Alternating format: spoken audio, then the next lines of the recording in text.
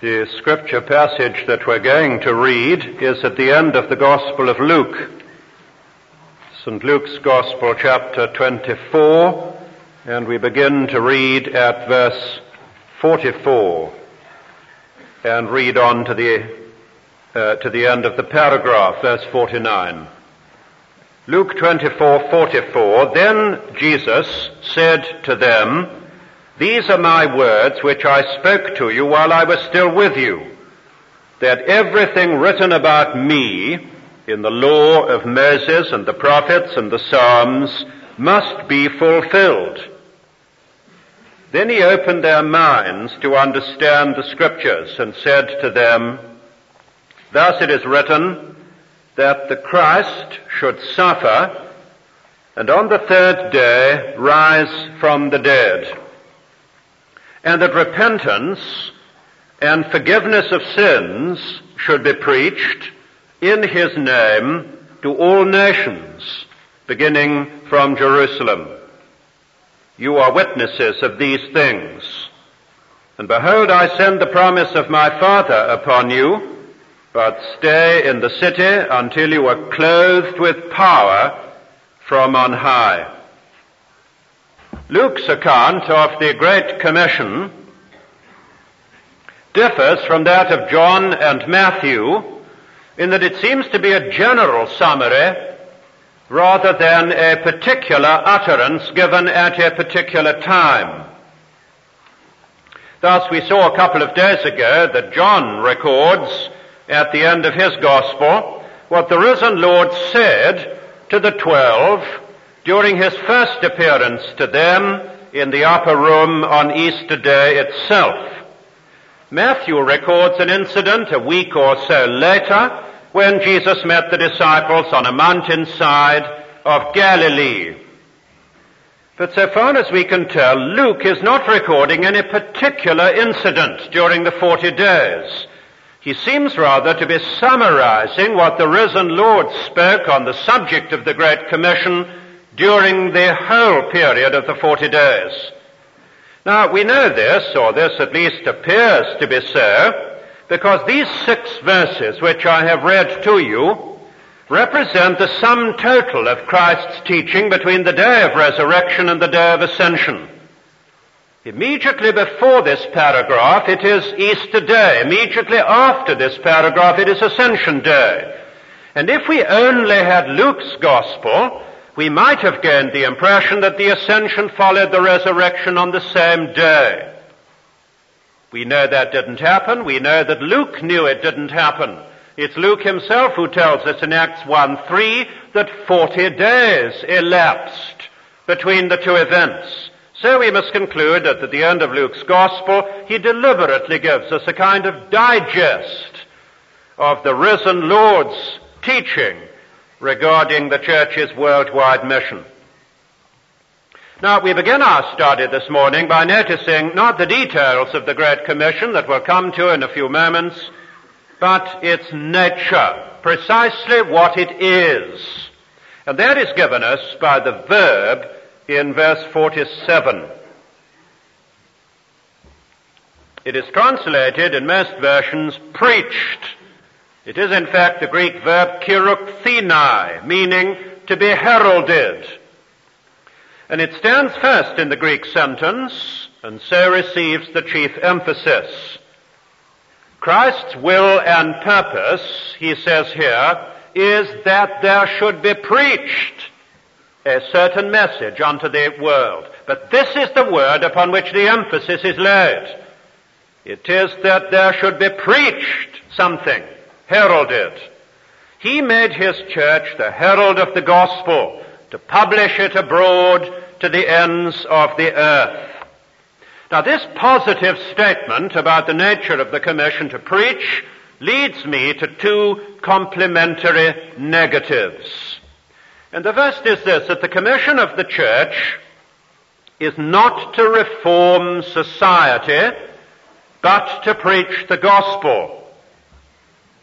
Now, certainly, and I don't want to be misunderstood here, it's a matter of emphasis, certainly the disciples of Christ who have themselves embraced the gospel who are themselves being transformed by the gospel, are intended to be the salt of the earth and the light of the world. That is, they are to influence society in which they live and work, and they cannot contract out of their social obligations. They are to help to arrest the corruption of society like salt. They are to illumine the darkness of society like light. They are to love and serve their generation. They are to play their part in the community as responsible Christian citizens. There is no doubt about that at all in the New Testament. But the primary task of the members of Christ's church is to be gospel heralds rather than social reformers. Secondly, the commission of the church is not to heal the sick, but to preach the gospel. Once again, I'm anxious not to be misunderstood here. I'm not saying that doctors and nurses should give up their professions. Of course not. They are caring for the sick. They are seeking to harness medical science to the treatment of the sick in accordance with the principle of love for your neighbor, so beautifully taught and illustrated in the parable of the Good Samaritan. I'm simply saying that the miraculous healing ministry exercised by Jesus and his apostles, namely the instantaneous and complete healing of organic diseases without any medical means, is not part of Christ's general commission to the church. I do not doubt nor deny that God can and sometimes still does heal the sick miraculously. But the church today has no authority to exercise a regular ministry of miraculous healing. Such miraculous healing was plainly a part of Christ's charge to the 12 and the 70 during his early ministry. And Luke records both charges in chapters 9 and 10 of his Gospel. On these occasions, there is no doubt, it's quite plain, the disciples were commanded not only to preach the gospel, but also to heal the sick, and according to Matthew 10, verse 9, to raise the dead also. Yes, but we cannot automatically assume that these commands apply to the church today, unless we are ready to obey as well all the other commands of Christ's mission charge to the 12 and the 70. Are we prepared, for example, to take with us on our evangelistic campaigns neither food, nor money, nor spare clothing? Are we prepared to forego the use of public transport and to walk barefoot? Are we prepared to go only to the lost sheep of the house of Israel? No, these commands, including those to heal the sick and to raise the dead, belong to Christ's charge to those disciples who shared his own healing ministry during the days of his flesh and in the apostolic era. But it is of great significance that the Great Commission that we are considering in Matthew, John, and Luke here does not include a repetition of these commands. The command of the universal and the Great Commission by the risen Lord was not to heal the sick, but to preach the gospel. According to this commission, which is still addressed to us then, our primary duty is to be neither reformers of society nor healers of the sick, but rather preachers of the gospel. Now, having sought, whether we all agree with this or not, having sought to establish that the Great Commission to the church is to be Christ's heralds in the proclamation of the gospel, we are now in a position to consider the details of this proclamation. And there are 5 beautiful aspects of it which are given to us here. First, it is a proclamation of the forgiveness of sins. Literally, the Great Commission here in Luke 24 is that there should be preached the remission of sins. The gospel of Christ is good news of salvation for sinners, and the foremost meaning of salvation is the forgiveness of sins. Salvation is a bigger word than that, but the primary and first meaning of it is forgiveness. We've already seen how this was confirmed in John's account of the Great Commission, in which our Lord said, "Whosoever sins ye forgive, they are forgiven," and so on. That the gospel is essentially an offer of forgiveness is denied by many in the church today. Some of our modern radical theologians are even daring to assert that man come of age needs no forgiveness. He's no longer so conscious of his sins as were his guilt-laden forebears, we are told. And we are told further that the church must grow out of its age-long obsession with sin. Now, biblical Christians cannot even begin to agree with this modern tendency to soft-pedal sin. The Scripture says fools make a mock at sin, and we don't propose to be so foolish. The wages of sin is death. And if sin causes death, the death of man in the Garden of Eden, the death of Christ on the cross, the death of the impenitent in hell, if sin causes death, how can we make light of it? No, Jesus Christ has sent us out to be heralds to all nations of the forgiveness of sins. We intend to take sin seriously. And all this means that men of all nations are guilty sinners under the judgment of God, and their greatest need is forgiveness and reconciliation. Now, in this task of the proclamation of the forgiveness of sins, we seek not only to obey the forthright command of our risen Lord, but also to follow the example of his apostles. They were faithful to their commission. Take the Apostle Peter. In the first Christian sermon ever preached on the day of Pentecost, he cried, "Repent and be baptized, every one of you, in the name of Jesus Christ, for the forgiveness of sins, and you'll receive the gift of the Holy Spirit." Take the Apostle Paul in the synagogue of Pisidian Antioch, the first sermon of Paul that is recorded in any detail for us. He said, "Let it be known to you, therefore, brethren, that through this man forgiveness of sins is proclaimed unto you." And that is the first thing about this proclamation. It is a proclamation of the forgiveness of sins. 2, it is a proclamation of the forgiveness of sins upon the name of Christ. Literally, that there should be preached upon his name the forgiveness of sins. The preposition is not in his name, but on his name, epi. It indicates that the name of Christ is to be the ground or the basis or the foundation upon which the offer of forgiveness is made. Now, what it means to proclaim forgiveness upon the basis of the name of Christ, is clearly explained in the preceding 3 verses. Let me read them to you again, verse 44. "These are my words I spake to you while I was still with you, that everything written about me in the law of Moses, prophets, writings, must be fulfilled."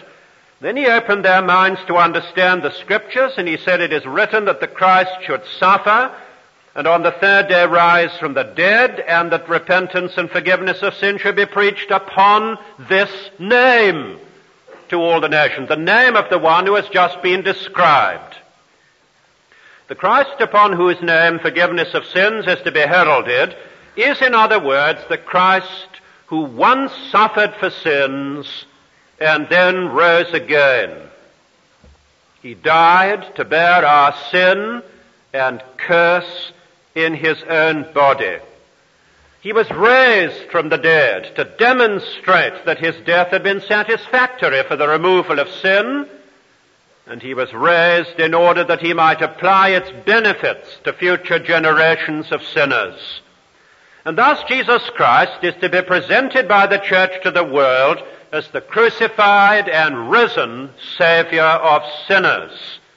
And we have no authority whatever to stray from these two central events of the saving career of Christ, his death and resurrection.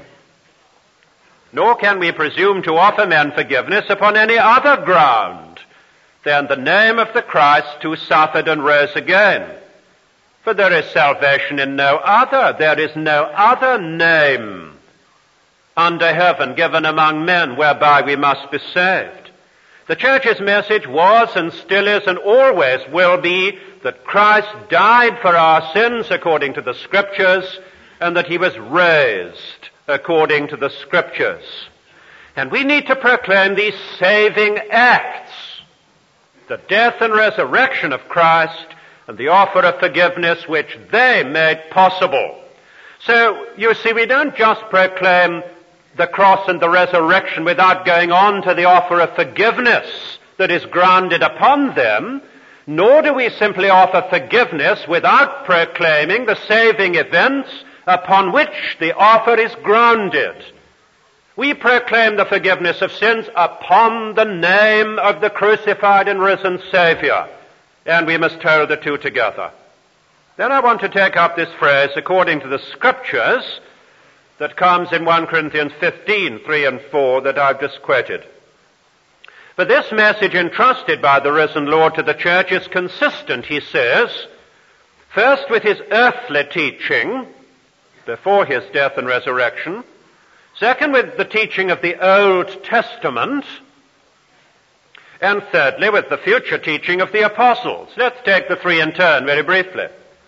First, Christ's post-resurrection instruction, what he taught during the 40 days between the resurrection and the ascension, is identical with his earthly teaching. He didn't change his mind. Verse 44, these are my words, that is what I'm saying to you now, are the words that I spoke to you when I was still with you. What I said then I say now. Secondly, it is consistent with the teaching of the Old Testament. Verse 44, everything written about me in the law, the prophets, and the writings must be fulfilled. So, what the Old Testament writers said, the earthly Jesus endorsed. And what the earthly Jesus endorsed, the risen Christ yet further confirmed. He had no need to contradict after the resurrection or even modify what he had previously taught in the days of his flesh or what the Old Testament authors had taught before him. And thirdly, he implies that the apostles would bear witness to him after his ascension because they had been witnesses of these things. Verse 48.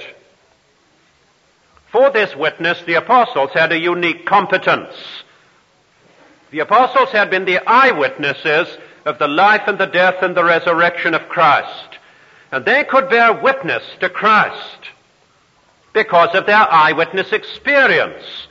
They could bear witness in a way that was utterly impossible to anybody in any succeeding generation. I want to enlarge on this for a few moments. We are being told by these radical theologians today, there's one, for instance, in England who's writing, who says this kind of thing. He says, John, Peter, and Paul and Co. and Company, Incorporated, whatever you say, these early apostles were first-century witnesses to Christ. And this English radical says, and I'm a 20th century witness to Christ. And I'm just as good as they are. They're men of the same psychopathology as myself. And he equates himself with these first apostles.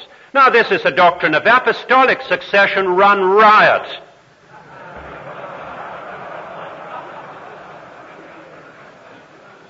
This is to make every man an apostle of Jesus Christ. And it's sheer rubbish. The only Christ we know is the apostles' Christ.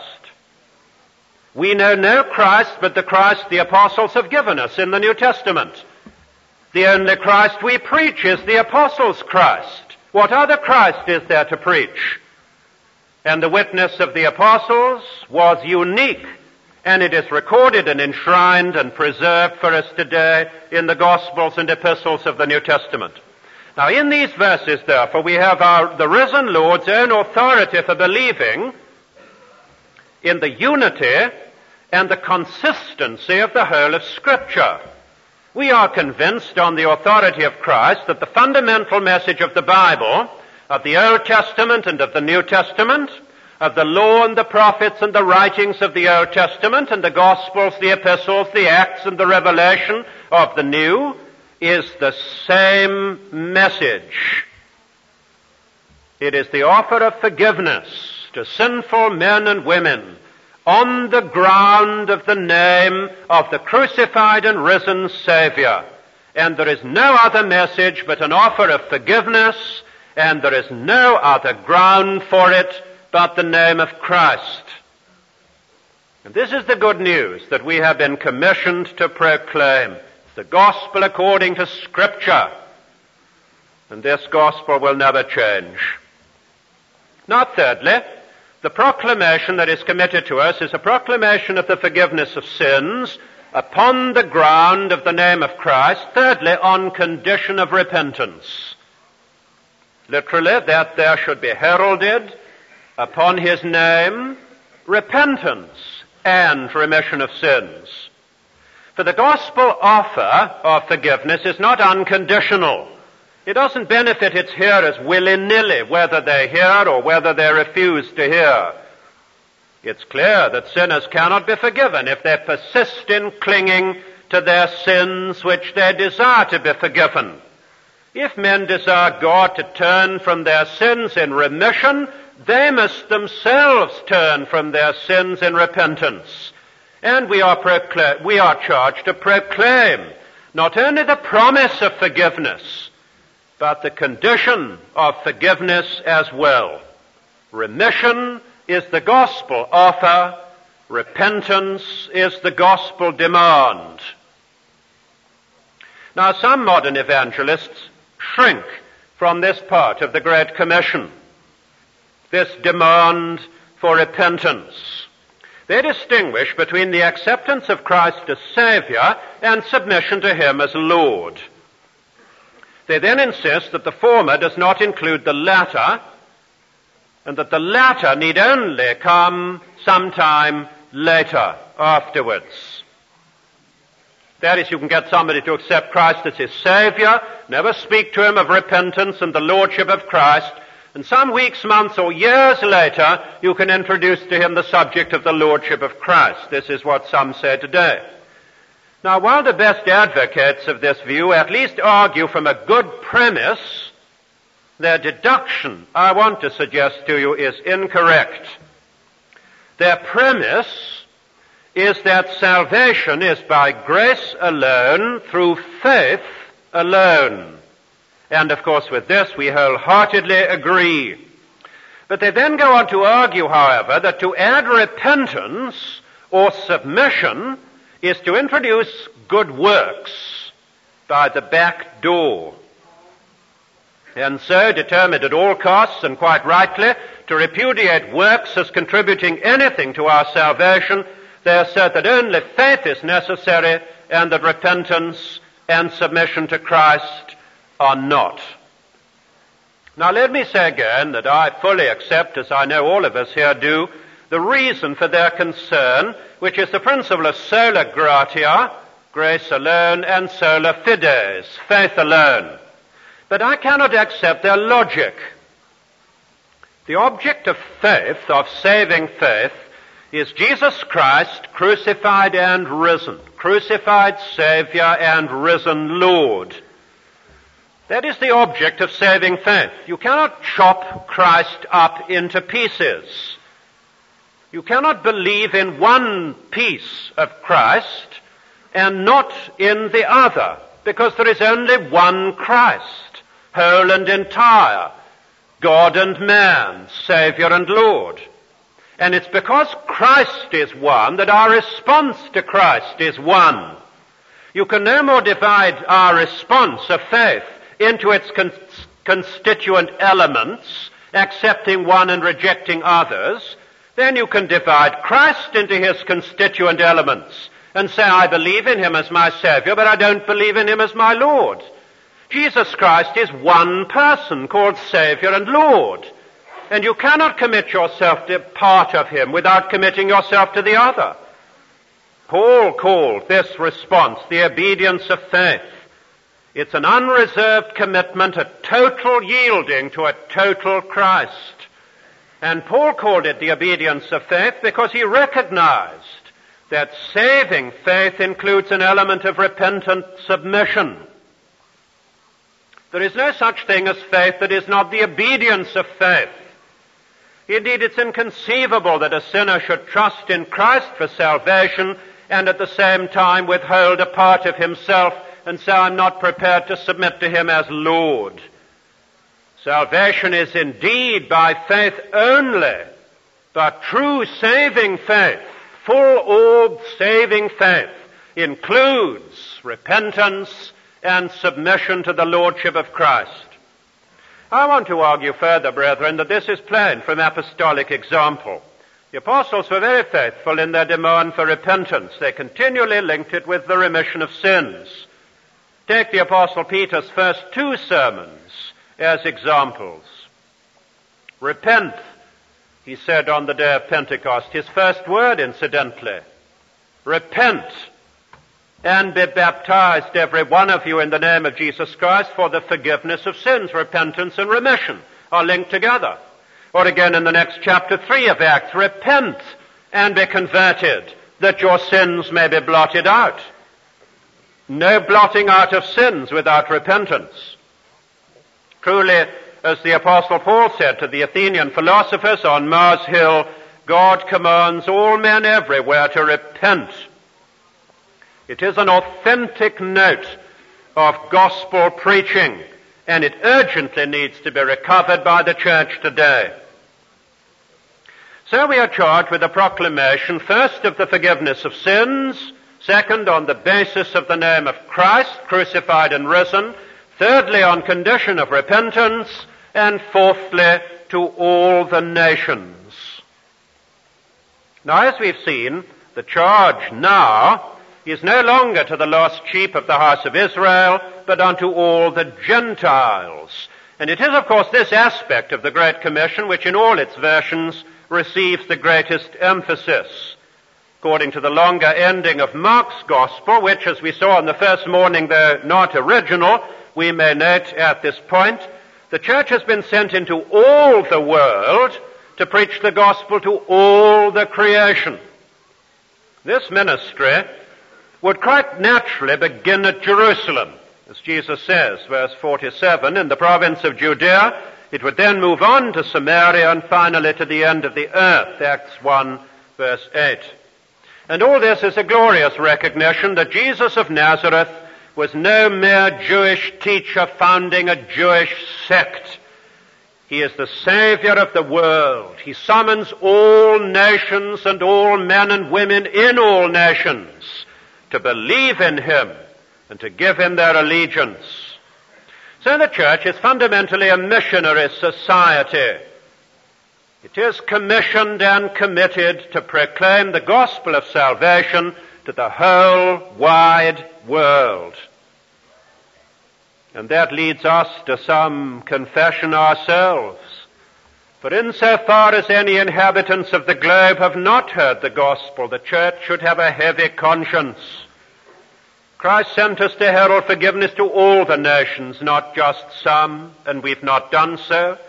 All the nations have not yet heard the good news of salvation. We failed to fulfill the final commission. The church has never fully obeyed and fulfilled it. We've been disobedient to our Lord. However, we can say to one another that he is still giving us time to repent and to make amends. It's quite true, as the world population explodes, the church's task gets larger, the goal of world evangelization seems to recede, to become more remote. But as modern means of mass communication increase, and as the church seeks to mobilize its total membership to infiltrate and penetrate society, and as the church gains fresh spiritual power, the task appears possible once again. And this fresh spiritual power is in fact the fifth and the last aspect of the Great Commission that Luke mentions here. For we are to proclaim the forgiveness of sins upon the name of Christ on condition of repentance to all the nations, fifthly, in the power of the Holy Spirit. Verse 49, and behold, I send the promise of my Father upon you, but stay in the city until you are clothed with power from on high. It is, I believe, essential to see both this promise of the Holy Spirit's coming and this command to stay in the city until the Spirit had come in their historical context. Jesus was referring, without any doubt, to the day of Pentecost. It was then that he sent from heaven the promised gift. As Peter says in Acts 2:33, having received from the Father the promise of the Holy Spirit, he has poured out this, that you both see and hear. But because this day of Pentecost had not yet come when Jesus was giving the Great Commission, the disciples were commanded to tarry until that day. We, however, live after Pentecost, and we have no need to tarry, at least in the sense in which they had to tarry. It cannot be stressed too strongly that the Christ who at Pentecost sent the promise of the Spirit, the promise of the Father to the church, gives the same promised Spirit to every believer today. The body of every believer is the temple of the Holy Ghost. And the gift of the Spirit is one of the major blessings of the New Covenant in fulfillment of God's promise to Abraham, Galatians 3:14, in Christ Jesus. We receive the promise of the Spirit through faith. Yet this undoubted truth of the gift of the Spirit to every believer needs to be qualified in two important respects. Firstly, the Church of Christ, for its holy living and its evangelistic task, needs an ever-fresh experience of the power of the same Spirit. And secondly, there have been some evangelists in days past and still today upon whom the Holy Spirit seems to have come in exceptional measure, mastering them, clothing them, anointing them, empowering them, whatever word you like to use, for the proclamation of the gospel. Who can stand forth and say, the Spirit of the Lord is upon me? It's true in some sense of every Christian, but it has been in history particularly true of some. Without the work of the Spirit, whether in his general operation or in his special ministries, the church's work and witness are bound to be ineffective. Or the church may be faithful in the proclamation to all the nations of both remission and repentance and the name of Christ, but only the Holy Spirit gives power to the proclamation. It's He and only He who convicts sinners of their sin and guilt. It's He and only He who opens the eyes of the blind to see the truth as it is in Jesus. It's He and only He who draws men to Christ. It's He and only He who enables them by grace to repent and to believe in Him. And it's He and only He who implants life into dead souls. So before Christ sent the church into the world, He sent the Spirit to the church. The Holy Spirit's presence and power are equally indispensable in our commission and its fulfillment today. Here then are the 5 aspects of the Great Commission summarized by Luke. That is, we are called to a proclamation. It's a proclamation first of the forgiveness of sins, second on the basis of Christ's saving name, who was crucified and rose again, thirdly on condition of repentance, fourthly to all the nations, and fifthly in the power of the Spirit.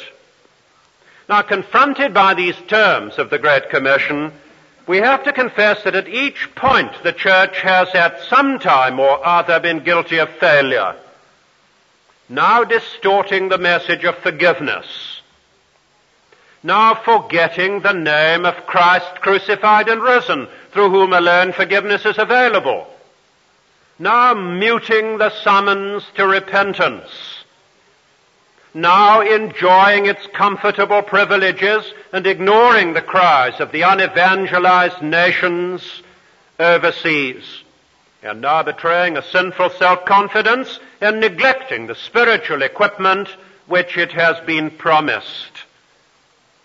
And we who are sent to call others to repentance need to repent of these things ourselves.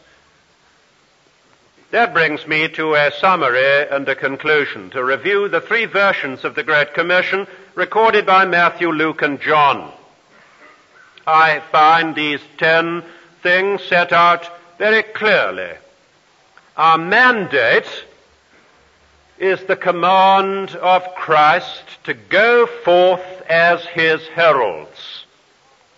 And our warrant is the lordship, the authority of Christ, who bids us go. Our gospel is the forgiveness of Christ, who died for sinners and rose again. And our demand is repentant faith in Christ Jesus as Savior and Lord. Our authority is the name of Christ in whom we preach, and our assurance the peace of Christ, that he has spoken to us and that garrisons our hearts and minds and consciences. Our method is the example of Christ, who sends us into the world as the Father sent him into the world. And our equipment is the Spirit of Christ breathed upon us and clothing us. Our task is to be witnesses to Christ to the ends of the earth. And our reward is the presence of Christ to the end of time. May God give us grace to obey our risen Lord's unchanging commission.